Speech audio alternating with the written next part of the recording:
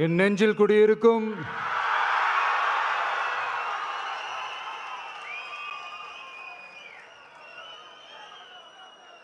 என்னுடைய தோழர்களுக்கும் தோழிகளுக்கும்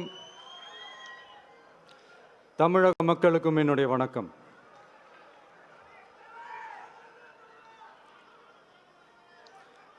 நம்ம குடும்ப உறவுகளை இழந்ததுனால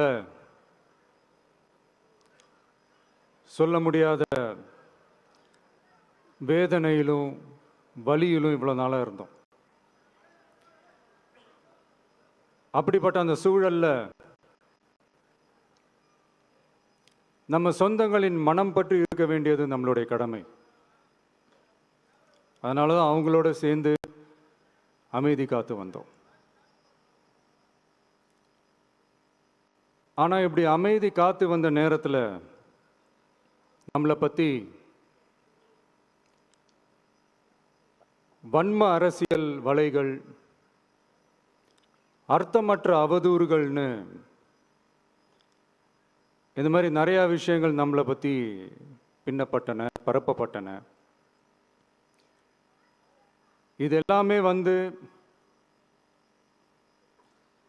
சட்டம் மற்றும் சத்தியத்தின் துணை கொண்டு துடைத்து எறிய தான் போகிறோம்.